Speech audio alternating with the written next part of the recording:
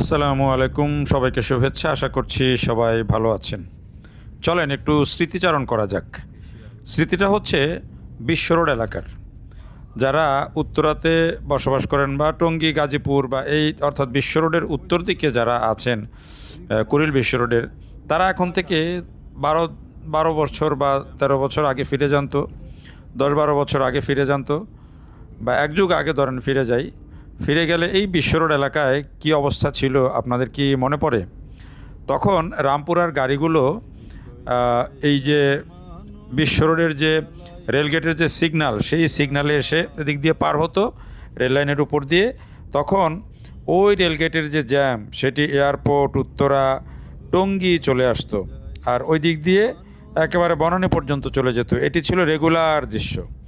আমি তখন যখন এই কুড়িল ফ্লাইওভারটার নির্মাণ কাজ শুরু হয়, তার আগে আমি উত্তরাতে থাকতাম এবং তখন আমার অফিস ছিল মহাখালী, আমি আসা যাওয়া করতাম। তখন আমার প্রতিদিন শুধু এই বিশ্ব রোড জায়গাটুকুতেই 40 মিনিট থেকে 1 ঘন্টা নষ্ট হতো শুধু এই বিশ্ব রোডে জ্যামে।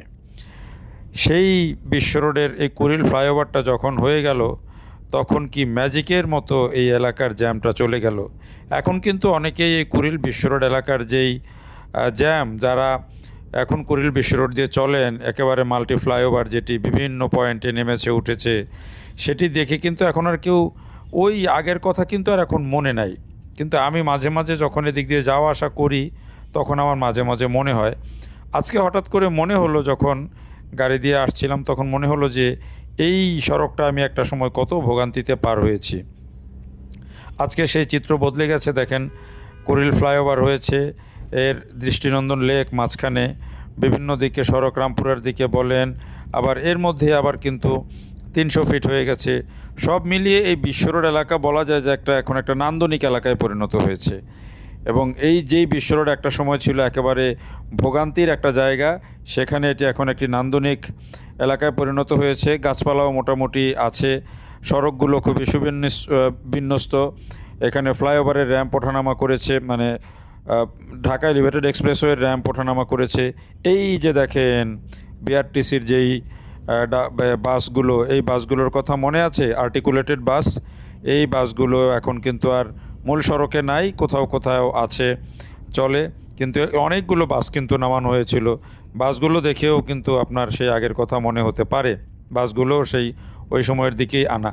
তো আমরা যে বলতে বলতে দেখেন 300 ফিটের এখানে চলে আসলাম, কুড়িল যে ফ্লাইওভারের দিক দিয়ে 300 ফিটে ঢুকলাম। এবং এই যে এখন 300 ফুটে ঢোকার পরে যে মানুষের যে অনুভূতি, ধরেন এখন যদি 300 ফিট থাকতো আর বিশ্ব রোড আগের অবস্থায় থাকতো, ফ্লাইওভার না থাকতো, তাইলে কি অবস্থা হতো একবার ভাবেন। তো সব মিলিয়ে আসলে আমাদের ঢাকায় একটু একটু করে অনেক বড় পরিবর্তন হয়ে গেছে। এখন হয়তো অনেকে দেখে বুঝতে পারেন না যে আসলে পরিবর্তনগুলা কত জরুরি ছিল। এখন হয়তো আমরা সহজে বুঝতে পারছি না, কিন্তু যখন ভোগান্তিটা ছিল তখন বোঝা গেছে যে আসলে এগুলার কত প্রয়োজন। এখন অনেকেই বলেন যে এত রাস্তাঘাটের প্রয়োজন নাই, এত কিছুর প্রয়োজন নাই, উন্নয়নের প্রয়োজন নাই, কিন্তু একটা সময় কিন্তু যখন ভোগান্তি ছিল তখন বোঝা গেছে। যখন বিদ্যুৎ ছিল না তখন কিন্তু বোঝা গেছে বিদ্যুতের কত দাম। এখন যেহেতু বিদ্যুৎ যায় না, এখন কিন্তু আমরা অভাবটা বুঝি না। এজন্য মাঝে মধ্যে পিছনে ফিরে যেতে হয়। আমি আজকে একটু পিছনে ফিরে গিয়েছিলাম। দেখার জন্য ধন্যবাদ সবাইকে।